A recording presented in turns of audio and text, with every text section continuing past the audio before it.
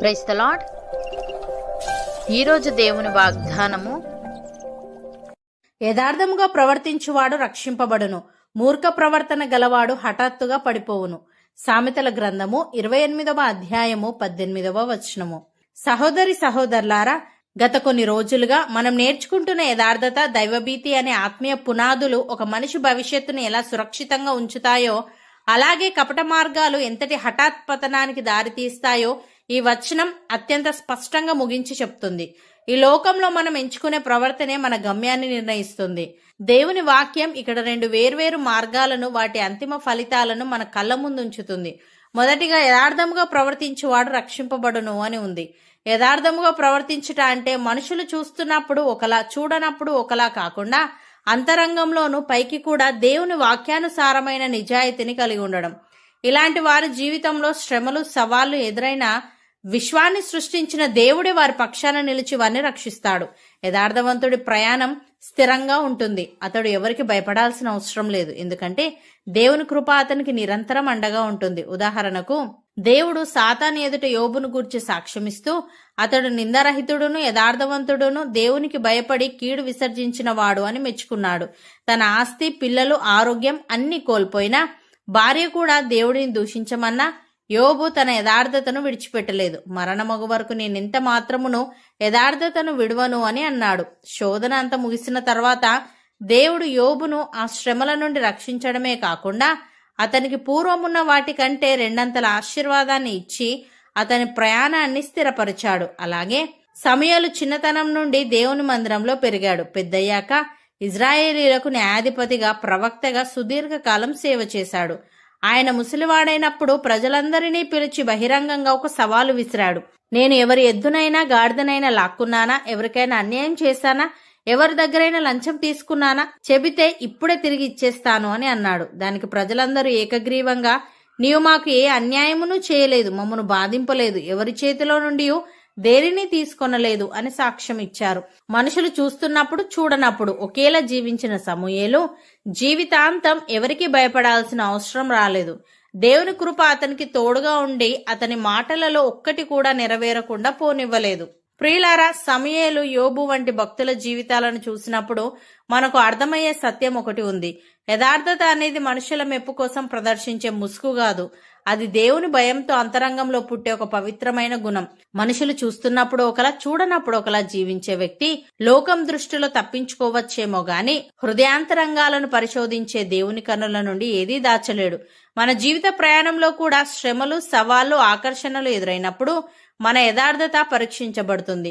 యోబు వలె సర్వస్వం కోల్పోయిన అంతరంగాన్ని కాపాడుకున్నా, లేదా సమూయేలు వలె సుదీర్ఘకాలం అధికారంలో ఉన్న అవినీతికి లొంగకుండా బ్రతికినా ఆ ప్రయాణం ఎల్లప్పుడూ సురక్షితంగా ఉంటుంది. ఎందుకంటే విశ్వాన్ని సృష్టించిన దేవుడే అలాంటి వారి పక్షాన నిలిచి కేడముగా వారిని రక్షిస్తాడు. రెండవదిగా, మూర్ఖ ప్రవర్తన గలవాడు హఠాత్తుగా పడిపోవును అని ఉంది.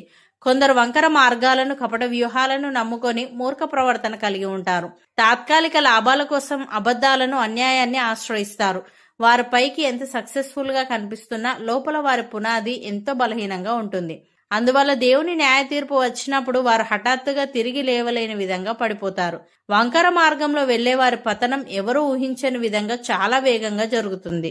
ఉదాహరణకు, యేసు ప్రభుతో 3.5 సంవత్సరాలు ఉండి ఆయన అద్భుతాలను చూసిన యూదా లోపల మాత్రం ధనాపేక్ష అనే వంకర మార్గాన్ని ఎంచుకున్నాడు. తాత్కాలిక లాభం కోసం 30 వెండి నాణేల కోసం తన గురువును శత్రువులకు అప్పగించడానికి కపట వ్యూహం పన్నాడు. తోడు శిష్యులకు అనుమానం రాకుండా యేసును ముద్దు పెట్టుకుని శత్రువులకు పట్టి ఇచ్చాడు. యేసు ప్రభువుకు శిక్ష పడిన వెంటనే యూదా మనస్సాక్షి అతనిని వేధించింది. ఆ పాపపు ధనం అతనికి ఏమాత్రం సంతోషాన్ని ఇవ్వలేదు. అతడు హఠాత్తుగా వెళ్లి ఉరిపెట్టుకున్నాడు. బైబిల్ చెప్తుంది, అతడు తలక్రిందులుగా పడి నడిమికి బద్దలైనందున అతని ప్రేగులన్నీ బయటకు వచ్చెను అని. అతని మూర్ఖ ప్రవర్తన అతనిని ఘోరమైన హఠాత్ పతనానికి గురి చేసింది. అలాగే కోరాహు, దాతాను, అబీరాములు మోషే నాయకత్వాన్ని తృణీకరిస్తూ మూర్ఖంగా తిరుగుబాటు చేశారు. మోషేపై నిందలు మోపుతూ ప్రజలను తమ వైపు తిప్పుకోవడానికి ప్రయత్నించారు. వారు గొప్ప నాయకులు కావాలని ఆశించారు. మోషే ప్రార్థించిన వెంటనే అందరూ చూస్తుండగానే భూమి తన నోరు తెరిచి వారిని, వారి ఇండ్లను, కోరాహు సంబంధులందరినీ వారి ఆస్తిని మృంగివేసింది. వారును వారి సంబంధులందరూ ప్రాణముతోనే పాతాళములో కూలిపోయారు. భూమి వారిని మింగివేసింది. ఎవరూ ఊహించని విధంగా కనురెప్పపాటులో వారి పతనం సంభవించింది. ప్రియులారా, ఇస్కరియోతు యూదా, కోరాహు వంటి వారి జీవిత విశేషాలు మనకు ఒక గంభీరమైన హెచ్చరికనిస్తున్నాయి. మూర్ఖ ప్రవర్తన, వంకర మార్గాలు అనేవి ఒక వ్యక్తిని నాశనానికి నడిపించే రహదారి. తాత్కాలిక లాభం కోసమో, అహంకారంతో, అధికార దాహం కోసమో కపట వ్యూహాలు పన్నేవారు దేవుని కన్నుల నుండి తప్పించుకోలేరు. వారు పైకి ఎంత బలంగా సక్సెస్ఫుల్ గా కనిపిస్తున్నా వారి అంతరంగ పునాది ఇసుక తెన్నెల మీద కట్టిన ఇల్లు లాంటిదే. కాబట్టి తాత్కాలిక ప్రయోజనాల కోసం అబద్ధాన్ని, అన్యాయాన్ని, వంకర మార్గాలను ఆశ్రయించకుండా హఠాత్తుగా వచ్చే పతనం నుండి మనల్ని మనం కాపాడుకోవాలి.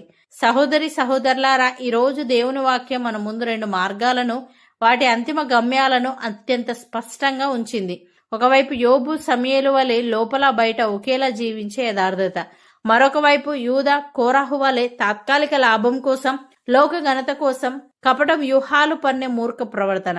మొదటిది ఎన్ని శ్రమలు వచ్చినా దేవుడి అండగా నిలిచి రెండంతలుగా ఆశీర్వదించే ఉన్నతమైన మార్గం. రెండవది పైకి ఎంత విజయవంతంగా కనిపించినా దేవుని న్యాయ తీర్పు ముందు కనురెప్ప పాటులో హఠాత్తుగా కూలిపోయే భయంకరమైన మార్గం. కాబట్టి ఉదయకాల సమయంలో మనల్ని మనం పరీక్షించుకుందాం. మన ప్రవర్తన ఎలా ఉంది? మనుషులు చూస్తున్నప్పుడు ఒకలా, చూడనప్పుడు మరొకలా జీవిస్తున్నామా? రండి, తాత్కాలిక ప్రయోజనాల కోసం అబద్ధాన్ని, అన్యాయాన్ని, కపటత్వాన్ని ఆశ్రయించకుండా హఠాత్తుగా వచ్చే నాశనం నుండి మనల్ని మనం కాపాడుకుందాం. పరిస్థితులు ఎలా ఉన్నా, లోకం ఏమనుకున్నా, మన చివరి శ్వాస వరకు దేవుని వాక్యానుసారమైన నిజాయితీని, యథార్థంగా కాపాడుకుందాం. అప్పుడు విశ్వాన్ని సృష్టించిన దేవుడే మన పక్షాన నిలిచి ప్రతి శ్రమ నుండి మనల్ని రక్షించి మన జీవిత ప్రయాణాన్ని నిశ్చయంగా స్థిరపరుస్తాడు. అవును అన్నవారు నాతో పాటు ప్రార్థనలో ఏకీభవించండి. పరిశుద్ధుడా, ప్రేమగల తండ్రి, యథార్థముగా ప్రవర్తించువాడు రక్షింపబడునని, మూర్ఖ ప్రవర్తన గలవాడు హఠాత్తుగా పడిపోవునని, ఈ లోకంలో మేం ఎంచుకునే ప్రవర్తనే మా గమ్యాన్ని నిర్ణయిస్తుందని నీవు సెలవిచ్చావు. తండ్రి, నీకు స్తుతులు. దేవా, మా జీవిత ప్రయాణంలో కూడా శ్రమలు, సవాళ్లు, ఆకర్షణలు ఎదురైనప్పుడు మా యథార్థత పరీక్షించబడుతుంది గనుక యోబు, సమూయేలు వలె అంతరంగాన్ని కాపాడుకుంటూ అవినీతికి లొంగకుండా బ్రతికే వారంగా ఉండుటకు సహాయము దయచేయమని, తాత్కాలిక లాభం కోసమో, అహంకారంతో, అధికార దాహం కోసమో కపట వ్యూహాలు పన్నేవారు నీ కన్నుల నుండి తప్పించుకోలేరు గనుక వారు పైకి ఎంత బలంగా సక్సెస్ఫుల్ గా కనిపిస్తున్నా వారి అంతరంగ పునాది ఇసుక తెన్నెల మీద కట్టిన ఇల్లు లాంటిదే గనుక ఇస్కరియోతు యూదా మరియు కోరాహుల వలె తాత్కాలిక లాభాల కోసం మూర్ఖపు మార్గాలను, కపట వ్యూహాలను ఆశ్రయించి హఠాత్తుగా పడిపోకుండా మా జీవితంలో ఎక్కడైనా వంకర మార్గాలు ఉంటే వాటిని విడనాడి నీ సత్య మార్గంలో నడిచే వినయ మనస్సును మేము కలిగి ఉండుటకు కృపచూపమని, ఈ వాగ్దానాన్ని నమ్మి ప్రార్థనలో ఏకీభవిస్తున్న ప్రతి ఒక్కరి నడకలను నీ వాక్యానుసారంగా స్థిరపరిచి వారి చివరి శ్వాస వరకు నీ అందలి భయంతో బ్రతికే భాగ్యమును అనుగ్రహించి వారి జీవిత ప్రయాణాన్ని ఆశీర్వాదకరంగా నడిపించమని యేసుక్రీస్తు నామమున ప్రార్థిస్తున్నాము తండ్రి. ఆమెన్.